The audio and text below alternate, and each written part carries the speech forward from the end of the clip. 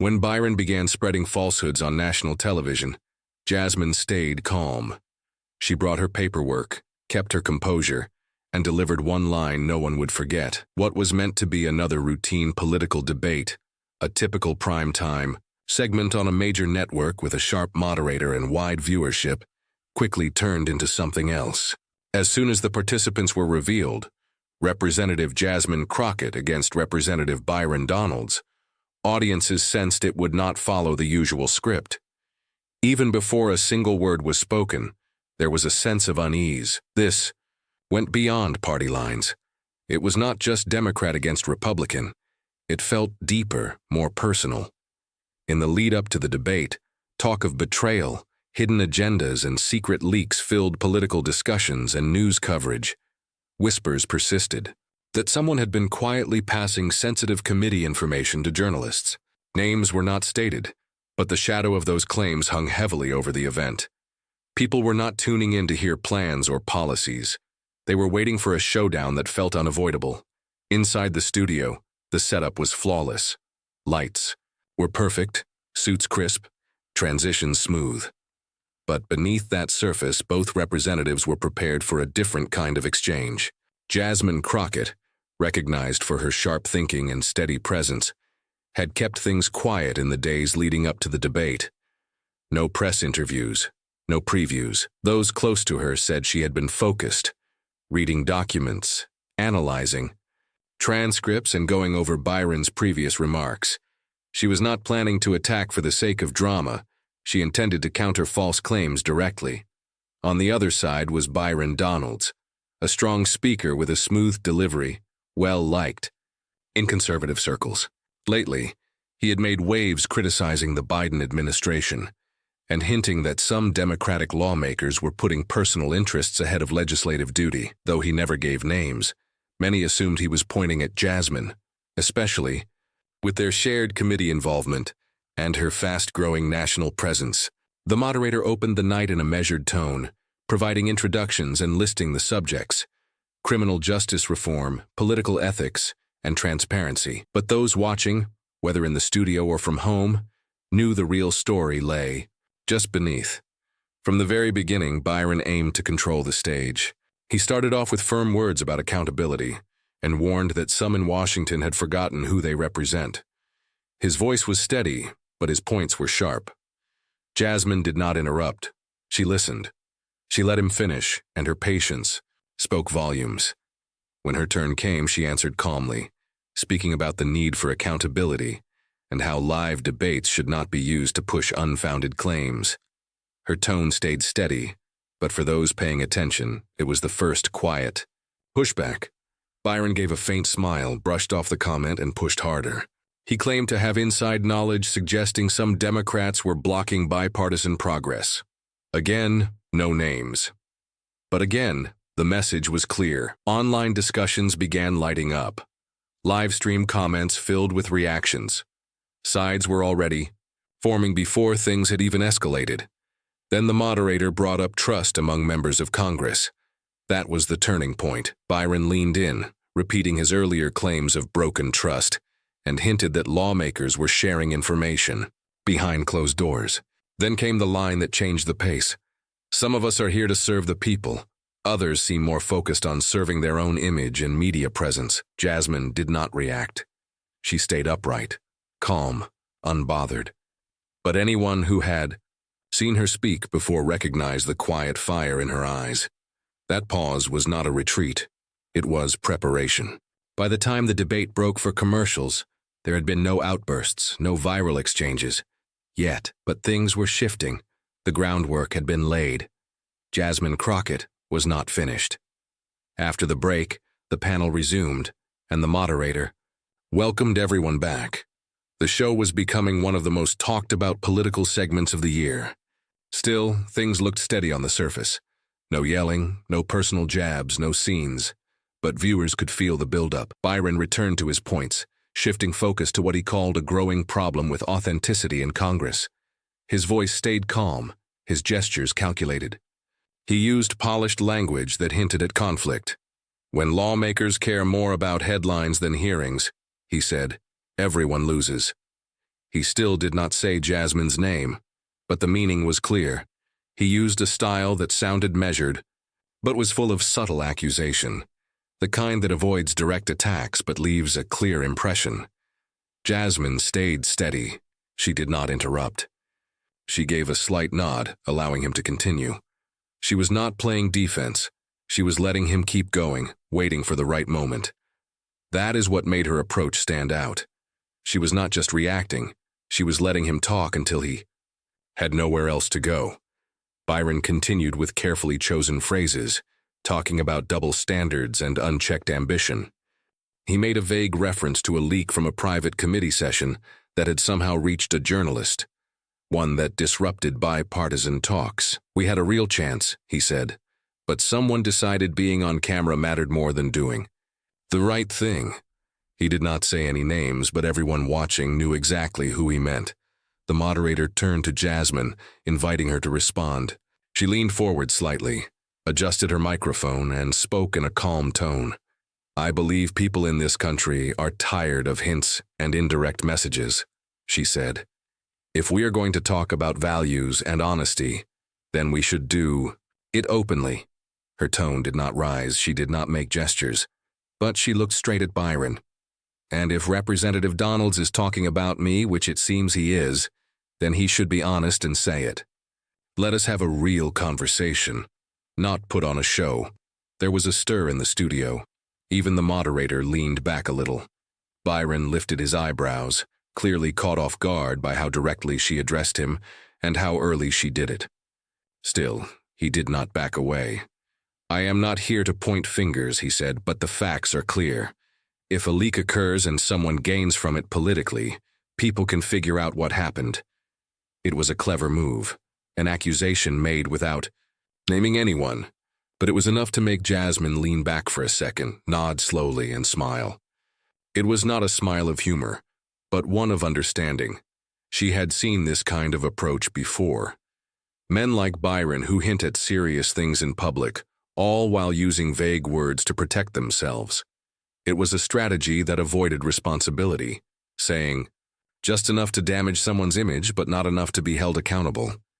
She took a moment, then said, "If we are really going to talk about this, then let us talk honestly. Let us discuss what was leaked, who had access, and who had a reason to leak it. Let us not pretend this just happened by chance." Her tone stayed even, but her words became more direct with each line. Byron shifted slightly in his seat. The moderator quickly jumped in, trying to steer the debate toward crime policy. But the mood had already changed. Things were heating up. Both the studio and the viewers at home could sense it. This was no longer just a discussion about policy.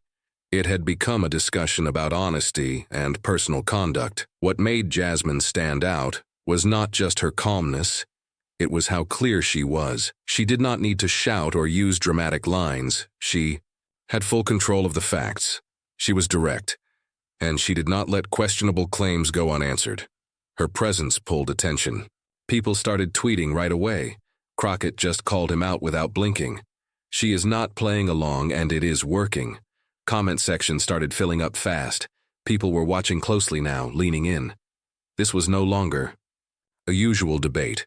It felt different, focused, real. And the confrontation everyone had expected, it was about to begin. The next topic was supposed to be about public safety and urban issues. That was the moderator's next question, a broad and somewhat standard way to shift from the earlier tension, but Byron was not ready to move on. He smiled politely, gave a brief nod to the moderator's question, and gave a basic response about crime and responsibility. Then, just a few lines in, he changed direction. "What worries me more than crime numbers," he said, "is how some lawmakers in Washington twist those numbers, spin them to get ahead politically, and forget about the people they represent." His tone remained steady, but his message was not neutral. This is why it becomes dangerous when people in power use inside information, twist the facts, or even worse, leak what should remain private, just to get attention in the media. The moderator tried to bring him back on topic. "Congressman, let us stick to the question." But Byron continued. You cannot claim to stand for justice and openness while secretly undermining your fellow lawmakers. That is not serving the public. That is self-promotion. And people are noticing. This time it was not a subtle dig.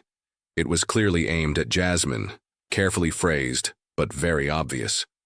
The audience in the studio shifted again. People watching from home stayed glued to their screens. Online reactions were coming in so fast the moderators could not keep up. Jasmine remained still, but her expression changed. Her jaw tightened. Her eyes narrowed, not in anger but in focus. She was not going to stay silent. When the moderator finally turned to her and said, "Representative Crockett, your response," she turned her gaze straight to Byron. Not the camera, not the moderator, only Byron. And then she spoke clearly and slowly. "What I am hearing," she said, "is someone willing to stand on national TV and use half-truths and guesses to hide his own failure to take action." Byron began to respond, but she did not let him. "You say you are concerned about crime? Then let us talk about it. I have been in those hearings. I have worked directly with communities. I have helped pass laws. What have you done, Byron, other than show up for TV and leak details from private meetings to your favorite media outlets?" There were audible gasps from the audience. Still, she did not raise her voice. She did not need to. Her words were more powerful than any outburst. She paused, then added, "If we are going to talk about betrayal or politics that serve personal interests, let us begin by asking who had access to those meeting records before they were leaked, and who gained from the stories that came out afterward." Byron leaned forward, trying to shift the focus. "I have never leaked anything." Jasmine stayed calm and firm. "Then say it clearly. On the record. Say you have never spoken to a journalist about anything discussed in private sessions." Byron hesitated. Just briefly. But it was enough. The moderator stepped in, trying to take control of the discussion once again, but it was already too late. Jasmine had turned the moment around. "That is what I believed," she said. "You cannot say it aloud because we both know the facts." The silence that followed was the loudest part of the night. In that moment, everything shifted. This was no longer a discussion of differing views. Jasmine had revealed a weak spot in Byron's stance, and everyone noticed. People in the studio audience began nodding. Reporters in the press area murmured to each other. Viewers online started clipping the exchange, sharing it. It was not viral yet, but it was heading there. Jasmine leaned back, still calm. She had said what mattered. No big movements, no catchy phrases, just a truth that could not be undone. Byron looked stuck somewhere between frustration and shock. For someone used to shaping the story, he looked shaken. He glanced at the moderator, then the camera, but his usual confidence was slipping. The lines had been crossed. This was no longer a debate, it had become personal. And Jasmine Crockett had just taken the lead in the room. What many people missed, what the cameras did not catch, was how prepared Jasmine had been for this exact moment, not just for the debate, but for the attacks she expected. She had studied Byron Donalds, not just his votes or his speeches, but his habits, how he dodged direct answers using vague language, how he leaned on charm to shift attention, how he portrayed himself as both a rebel and a victim, depending on what suited him. Jasmine had seen it before and was not impressed. In the days before the debate, she had been unusually quiet. No interviews, no public posts. Some thought she was avoiding the spotlight. She was not. She was reviewing old footage, reading transcripts, checking quotes, confirming timelines, preparing everything she would need for this moment. Jasmine had not come to argue. She came to reveal. And now, as she sat across from Byron, her preparation was clear. He was repeating vague points, trying to paint her as the one stirring things up, without ever naming her. But that approach had just failed. Jasmine had pulled him into the open, and when he hesitated even once, she knew she had him. Still, she stayed calm, did not react emotionally. That would have been a trap. She stayed focused, letting silence speak for her. Every second he struggled was another moment people saw what he really was. A man who was not ready for someone playing a different game. The moderator, trying to keep the debate on track, changed topics. Ethics in Congress. It was the perfect shift. Byron tried to steer the conversation, reading a carefully planned response about how people no longer trusted the government. Because some members did not respect procedures. Again vague, again obvious. Jasmine stepped in calmly. You keep bringing up the process, Byron. Let us talk about that process. The same process you claim I disrespected was the one you yourself broke when you chose to leak private notes to harm colleagues and raise your profile. She pulled out a FAR document from her folder. Not for effect, but to make her point clear. This, she said, holding a committee summary, was never released publicly. Yet nearly the same paragraph appeared in a news piece the next day.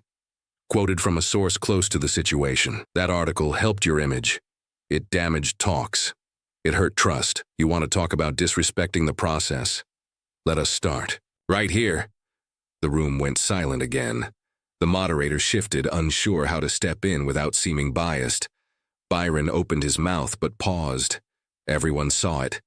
That small moment of doubt. He was figuring out how to answer, without admitting guilt. Jasmine leaned in just a bit, her voice steady. You said earlier that people can connect the dots. I agree. They just did. No shouting, no drama.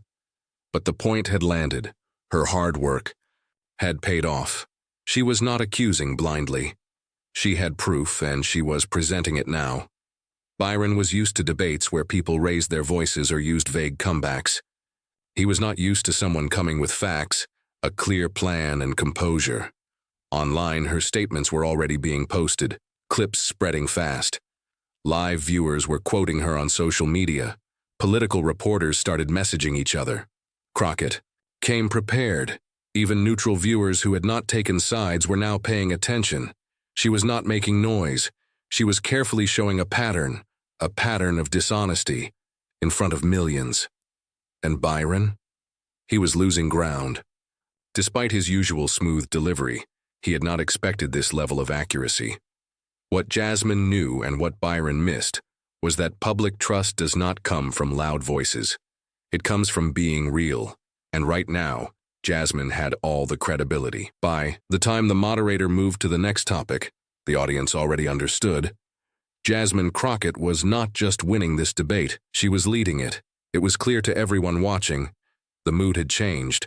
Byron Donalds was no longer relying on charm. His body had stiffened. His confident tone had turned cautious. The ease he had at the beginning, gone. Because Jasmine Crockett was not reacting the way he wanted. She was not defending.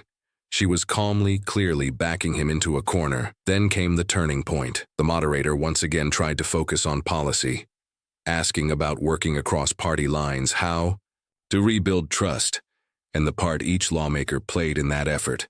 Byron answered first, trying to reset the tone. Trust cannot be rebuilt if members of Congress leak private talks just to make headlines, he said. That is not teamwork. That is sabotage. He was trying to sound like the reasonable one. But Jasmine had heard enough. She leaned forward. Her voice calm, low, steady. Let us stop acting like you care about bipartisanship, Byron. You built your image by dividing people. Now that someone is pushing back, you are calling it unfair. He turned toward her, clearly surprised. She continued. You talk about leaks? You mean the ones that just happened to help your version of events in 3 major news outlets?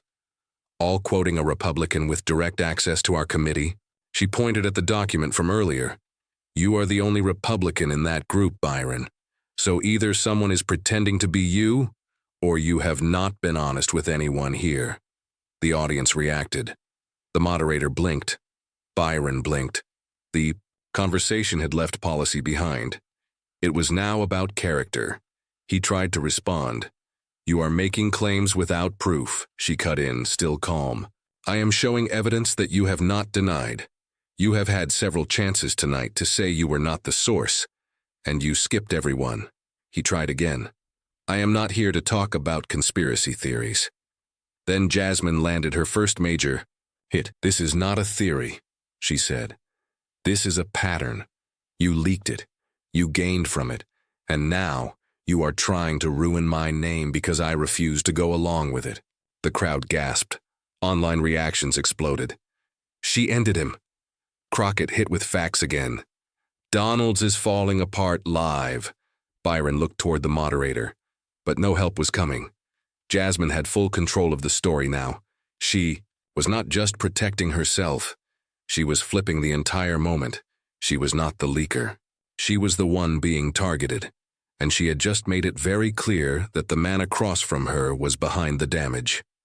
"I came here tonight with files, records, and a clear conscience," she said. "What did you bring, Byron?" "Talking points and distractions," the words landed. Not because they were dramatic, but because they felt honest. His face showed it. He had no reply, and Jasmine was not done. "You are not just dishonest," she said. "You are careless. You did not just attack me. You interrupted real negotiations that affect actual people. People who depend on us to work, not perform.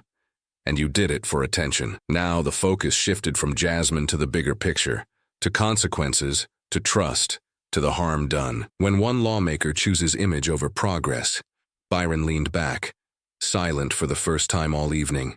He was still on camera, still seated, but no longer part of the debate. And Jasmine, she had landed her first real blow, right where she wanted. The room felt heavier now, not loud, but dense.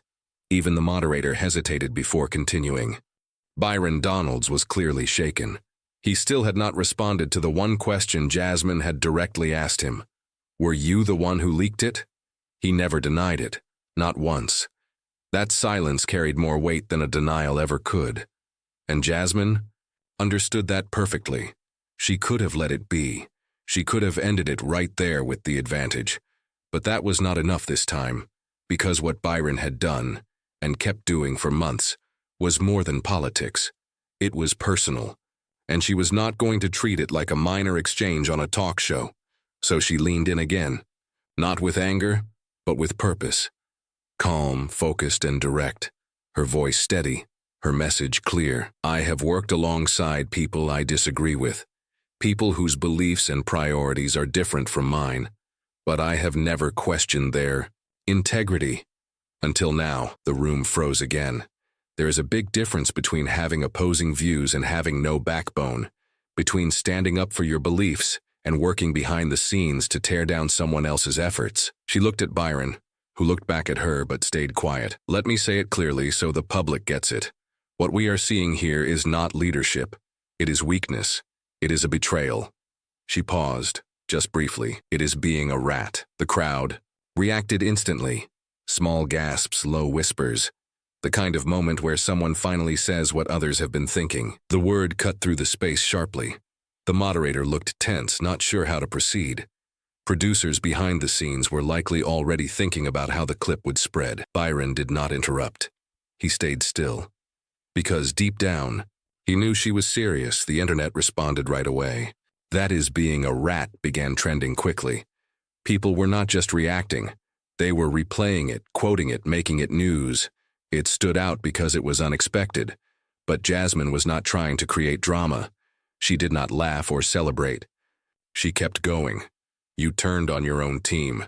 You disrupted important negotiations that impacted actual communities. And you did it with a smile.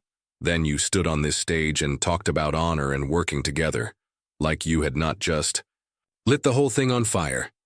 Her words were calm, not loud, but each one hit. Byron's smile had faded into something tight, no longer confident. It looked like someone who had run out of practiced lines and had nothing real left to say. He finally tried to speak. "I do not believe personal attacks are helpful." She cut in smoothly. "This is not personal. This is a public moment of truth." The audience stirred again. The moderator stepped in, trying to move the conversation ahead. "Let us shift to final thoughts on working together in Congress." But everyone in the room knew the peak had passed. The moment had landed. And Jasmine had made it hers. Behind the scenes, the viewership had spiked. Online clips were already everywhere. Journalists were rushing to publish reactions before the show even ended. This was more than a political exchange. It was one of those rare moments that cuts through.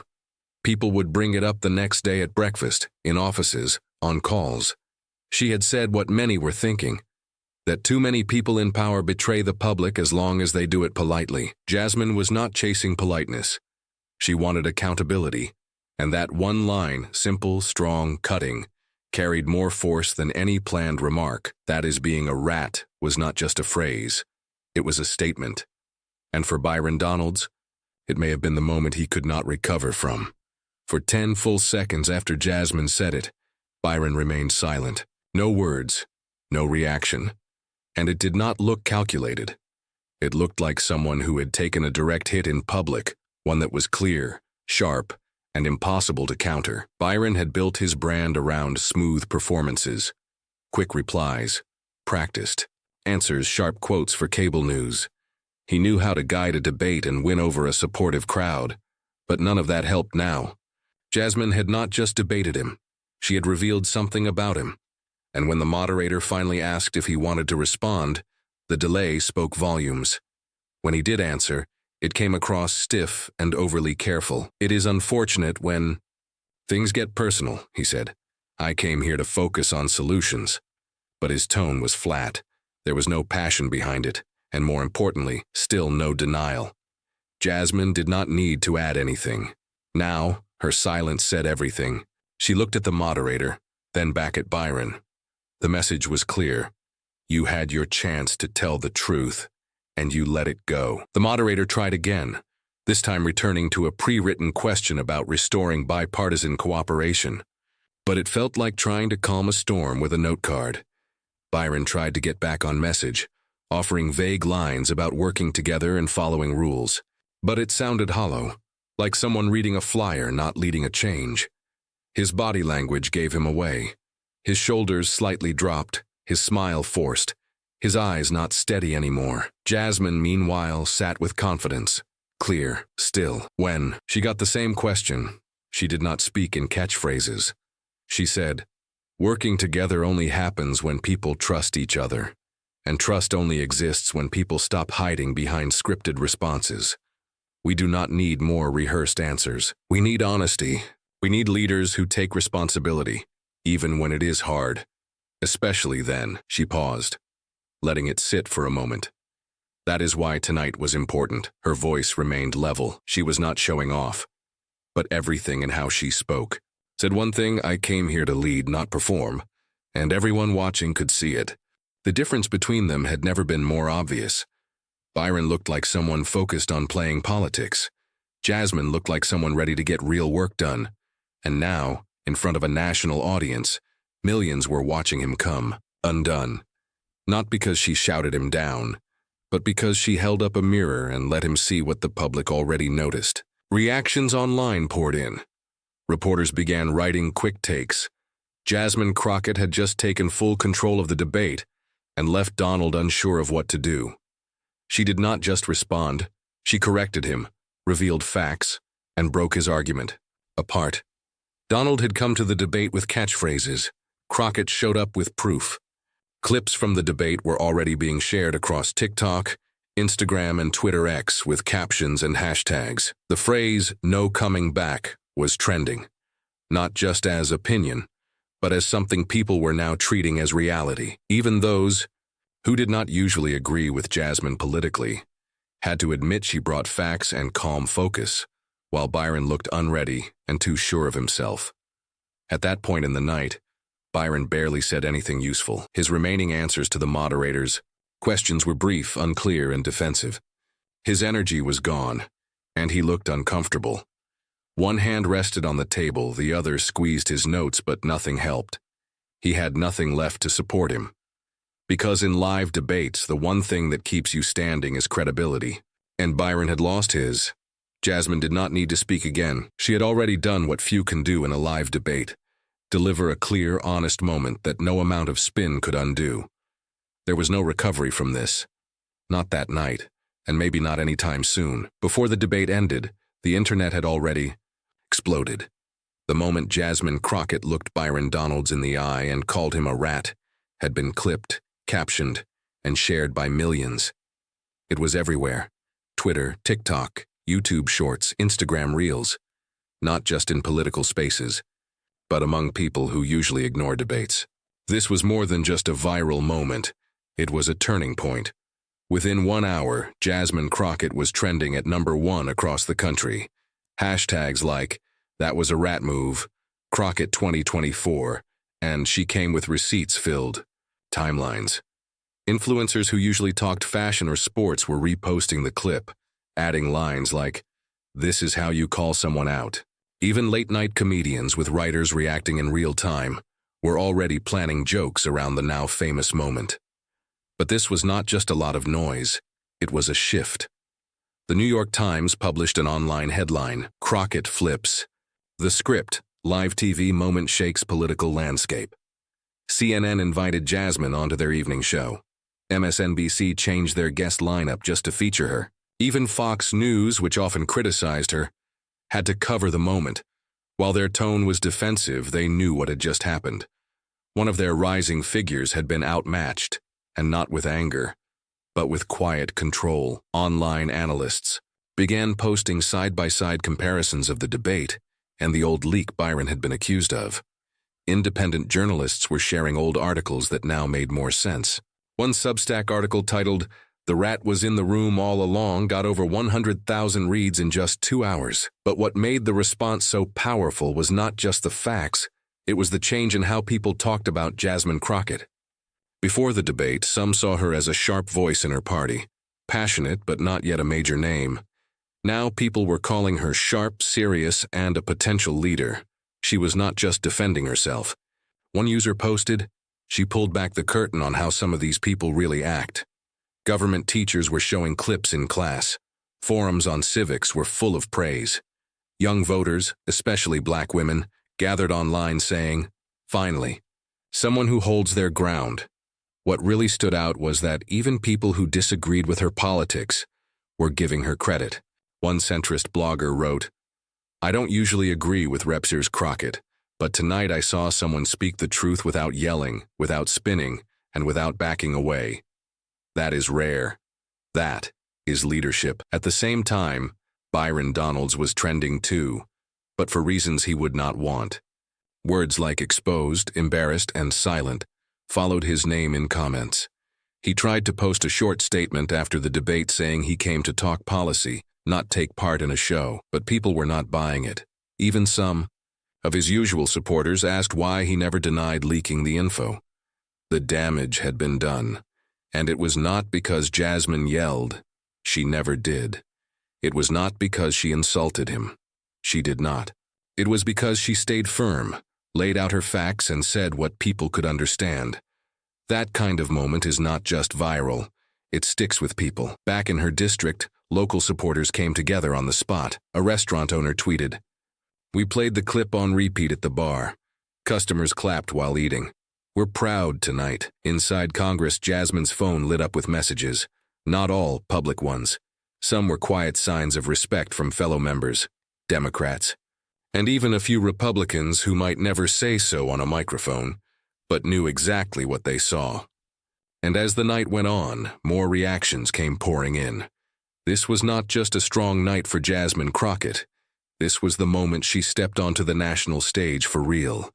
Everyone watching knew they had just seen the rise of someone who does not blink, does not back away, and does not need to shout to take control of the room. By the next morning, clips of the debate were being shown on every major network.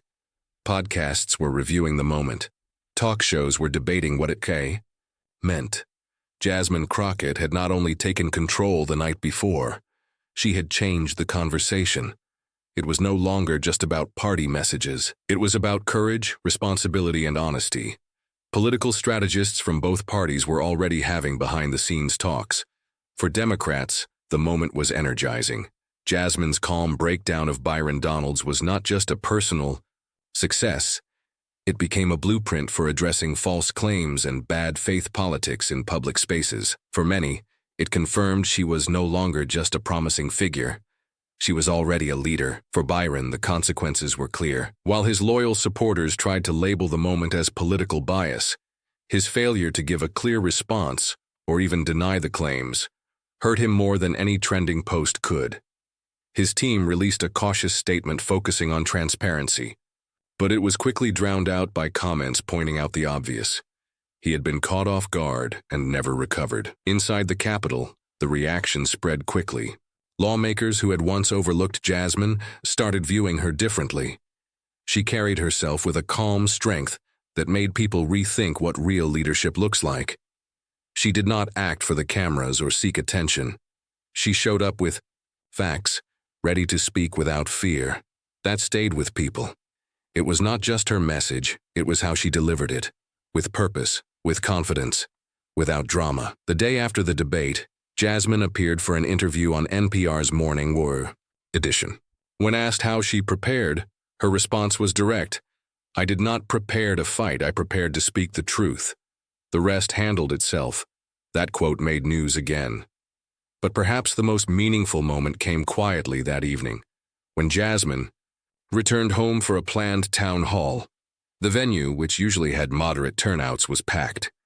People stood against walls, stretched to see from the back, leaned forward not just to hear her next words, but to thank her. A retired teacher stood up and said through tears, "I watched you last night, and for the first time in a long while, I felt someone was standing up for us." Another attendee, a young man in his 20s, added, "You did not just win that debate. You showed the rest of us how to stop the lies right when they happen." Jasmine did not reply with a campaign speech. She did not dwell on the praise. She just nodded, thanked them for coming, and turned the conversation toward neighborhood concerns. That is who she was, and why the moment left a mark. Because it was not about putting on a show. It reflected reality. And people noticed the difference between someone who avoids responsibility and someone who meets it head-on. Over the following weeks, her influence continued to grow. Invitations came from universities, policy centers, and editorial teams. Writers, who once paid her little attention, were now praising her presence and clear understanding of real-life challenges. Political analysts started speculating about her future, maybe committee leadership, or even a run for statewide office. But those closest to her said Jasmine was not focused on climbing titles. She was focused on making change. For her, this was never about trending online or boosting her image. It was about standing up for what is right in a space where truth is often set aside for convenience. And now, because of that single evening, more people than ever were paying attention to her. Jasmine Crockett did not win by raising her voice. She won by holding her ground, exposing lies and staying composed the entire time. That was more than just a debate win. It was a lasting moment. And for Byron Donalds, it would be the one debate everyone would remember, and the one he would never be able to rewrite.